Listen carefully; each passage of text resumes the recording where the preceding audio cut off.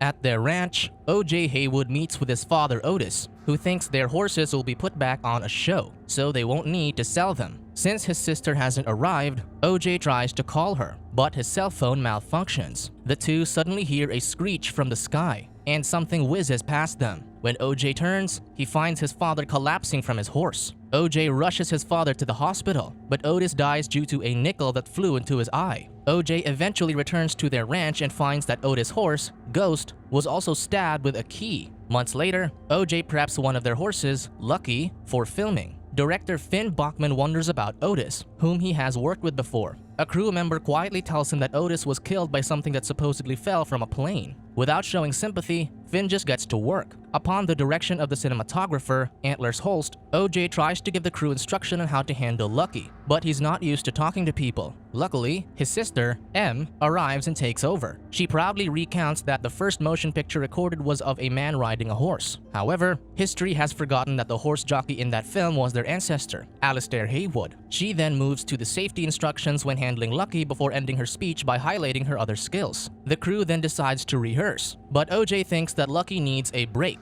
Still, the crew insists, and someone puts a chrome ball at Lucky's face, causing the horse to panic and kick the makeup artist. This causes the Haywoods to get fired. On the way home, the siblings stop at a western theme park named Jupiter's Claim. As she's looking around, M notices a wishing well that snaps photos of those looking down. Due to their financial struggles, OJ is forced to sell Lucky, admitting to his sister that he has already sold 10 of their other horses. However, he assures her that he'll buy them back. Before talking to the owner, OJ asks M to stay behind, complaining that she advertises her side jobs instead of the family business. M argues that promoting the family business is her side job. With no choice, OJ lets her meet the owner, Jupe Park, whom M recognizes as a previous child actor. OJ mentions buying back the horses in the future, which Jupe is surprised about. Instead, he offers OJ the same deal he offered his father. Just then, M notices a picture from one of Jupe's old shows, Gordy's Home, which ended when a chimpanzee actor went crazy during the filming. Seeing her enthusiasm, Jupe opens a secret room where he kept memorabilia from Gordy's home. As M wonders what happened, Jupe recalls when he hid under the table as Gordy attacked his co-stars. Still, he shrugs off the event as something legendary. Heading back home, OJ tells M that Jupe wants to buy the ranch. That evening, the siblings drink to their father's memory. M recalls that a horse named Jean Jacket was supposed to be the first horse she'll train, but her father sold it. Despite this, OJ sees their father as someone who changed the industry, so he can't let his business go. Suddenly, they find Ghost outside, so OJ goes to it. He then hears the radio playing from the house, so he calls M to turn it down. Ghost suddenly runs away, so OJ takes their buggy to find it. Instead, he sees the lights from Jupiter's Claim, where Jupe is hosting a show. Something shrieks in the sky, and the power fluctuates in the Haywoods' home. OJ sees something zooming between the clouds, so he hurries back home. Later, he shares with M that their father's death never made sense to him. Tonight, he heard Ghost make a sound that he had never heard from a horse before. Worried, M asks what he saw, so OJ says he saw something big, fast, and quiet. With this idea, M encourages her brother to create a website about UFO sightings the next day. As they shop for equipment, M rambles on how they can profit from photo evidence and create a platform to tell their stories. As they're checking out, the clerk, Angel Torres, notices the cameras they bought, so he wonders if they were recently robbed. M shares that they experienced blackouts, and OJ adds that even his cell phone went out. Angel clarifies that a cell phone's power doesn't just drop unless they're in a UFO hotspot. Angel then delivers their equipment and helps install the cameras. During this, Angel shares his theories that the UFOs could be intergalactic travelers or planetary destroyers. M soon returns with a horse statue wrapped in bunting, making OJ suspicious of where she got it. When he's done setting up, Angel asks what the siblings are up to, but they refuse to answer. That evening, OJ hears the horses from the barn. He checks around and switches off the lights. As he's walking out, the power turns back on, and he hears thumps. Behind him, he sees a strange creature, so he takes his phone out to get a photo. However, more creatures appear, making OJ back away. Another creature appears behind him, so he instinctively punches it. The boy wearing the costume grunts before joining his brothers, warning OJ not to mess with Jupiter's Claim.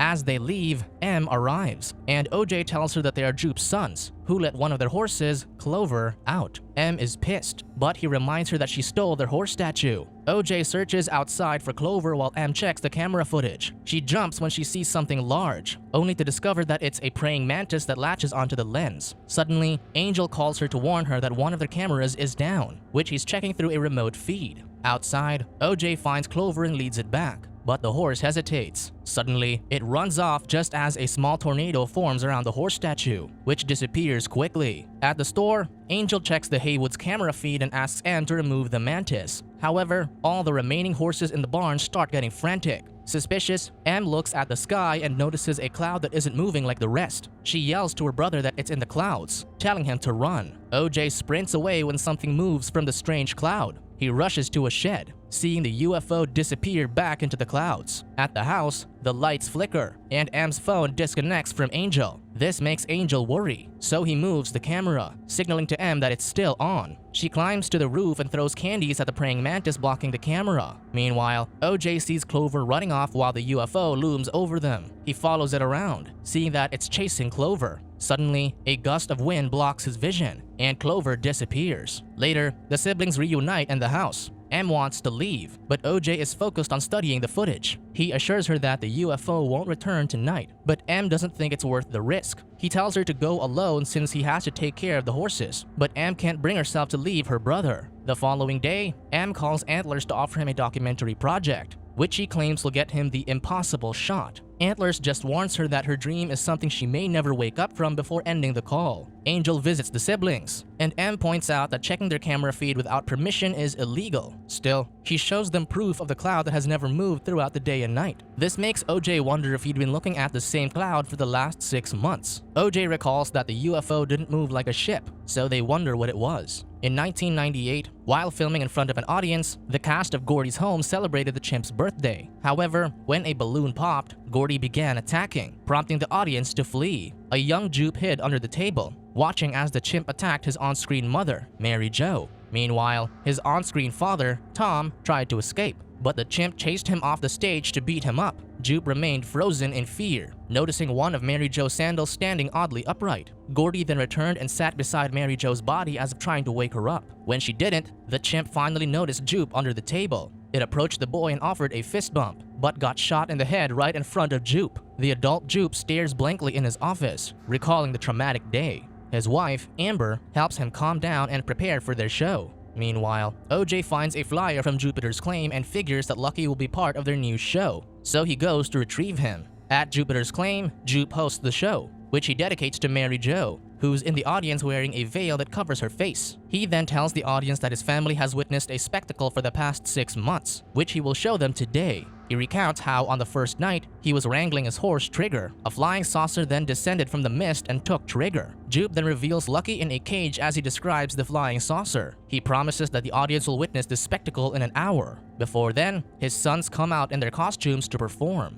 Above them, something roars while carrying a line of bunting. The audience notices the still cloud where the UFO materializes. Surprised that it came earlier than usual, Jupe assures his audience to stay in their seats. They then open Lucky's cage, but the horse doesn't run. The power shuts off, and the wind picks up, partially lifting Mary Jo's face to reveal her ruined face from Gordy's attack. Jupe stares at the sky as people from his audience are lifted into the bowels of the creature. The people cry in fear and pain as the fleshy material envelops them. When OJ arrives at the theme park, he finds it completely abandoned, with only Lucky there. However, he sees the UFO, so he tries to beckon Lucky to go with him while he's hiding under the entrance. Still, the UFO sees him and tries to suck him in. By night, OJ wakes up still in the park with Lucky. He loads Lucky into the truck and calls his sister to warn her that the UFO is an animal that ate everyone in the park. Meanwhile, Angel drives home when his van's engine suddenly dies. When he hears something in the distance, he realizes that the alien is coming. The power shuts off in the Haywood house. Angel returns, telling Em they're in trouble before he hides under a table.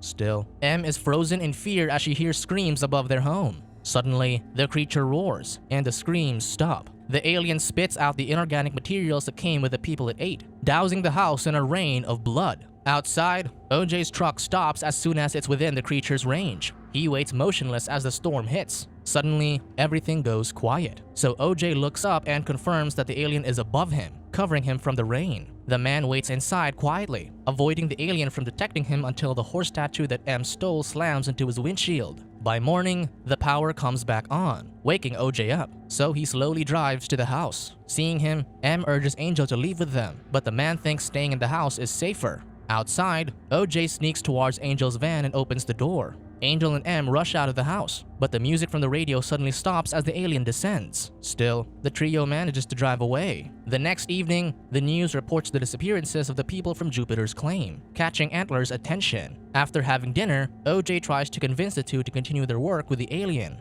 but M and Angel are too scared. That is until M receives a call. At the ranch the next day, Antlers joins the trio, marveling at the still cloud. He wants to see the creature, so OJ reveals that it'll come out when it's hungry. With this in mind, he notes that the creature, whom he named Jean Jacket, didn't like the horse statue. M thinks they pissed it off, but OJ clarifies that Jupe did that since he tried to tame it for profit. He notes that to train a beast, they must enter an agreement with it. Antler suggests sending horses to Jean Jacket to lure it out, but OJ volunteers to do it instead. Over the next few days, Antlers plots out how to film Jean Jacket using a wind-up video camera to avoid electric interference. Meanwhile, Angel takes some equipment from the store, and M stitches something up and takes some sky dancers from Jupiter's claim. One night, Angel wonders if what they do is worth it. He convinces himself that it's important, which will get them fame and money, and might even make them heroes. Despite these thoughts, the team remains silent as fear casts over their excitement. The following day, the team gets to work. Antlers and Angel hide under a camouflage net with their cameras, and M activates a set of sky dancers across the ranch. OJ rides Lucky across the ranch but notices one sky dancer that's already down.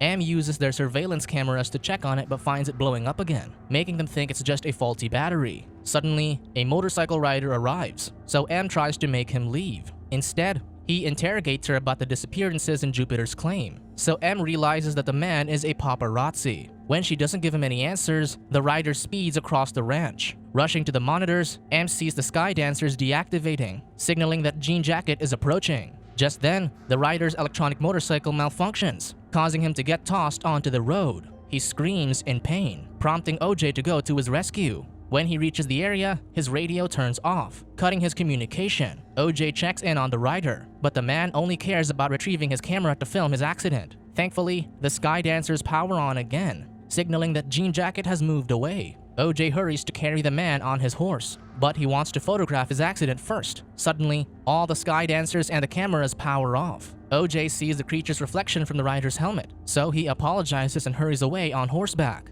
Jean Jacket swiftly descends and sucks up the rider with OJ mere steps away. With the rider's screams growing close, OJ sees Jean Jacket approaching. Despite this, OJ remains still, avoiding eye contact with the creature as it sucks up the sky dancers. Once Jean Jacket is far enough, OJ rides away, but the alien hides behind the mountains. Suddenly, Jean Jacket appears in front of OJ, so he turns and rides away. He then releases a parachute, which the alien sucks up. This allows OJ to hop off Lucky and into a shed. The alien then passes by him and zooms back into the sky. The team celebrates as their plan worked. However, Antlers leaves for the mountains with his camera, wanting to take a clearer shot of the alien. Soon, Jean Jacket goes straight for Antlers. Despite being sucked into its mouth, Antlers continues filming, taking the camera with him. Jean Jacket then goes for Angel, but the wind blows a tarp over him, sending him away. Jean Jacket heads for the barn and tears the roof apart. M is sent flying but luckily drops beside the house. When Jean Jacket leaves, Angel tries to run but finds himself caught in barbed wire. Coming up with a plan, he loops more barbed wire around him just before the alien sucks him up. Still, the wires keep him from being taken, so he stumbles back out. M limps away while Jean Jacket changes form. It lingers beside the shed where OJ is, so he tells his sister to take the rider's bike and leave.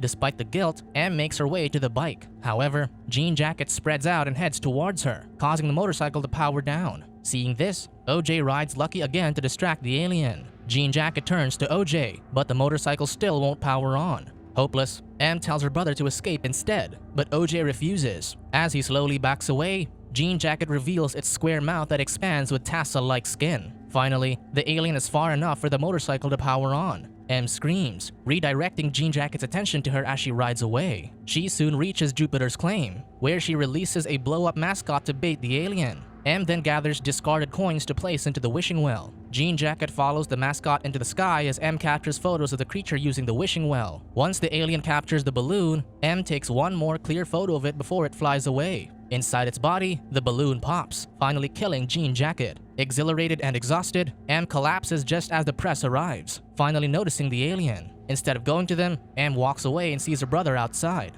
alive and well. Subscribe to watch more videos like this. Turn on notifications.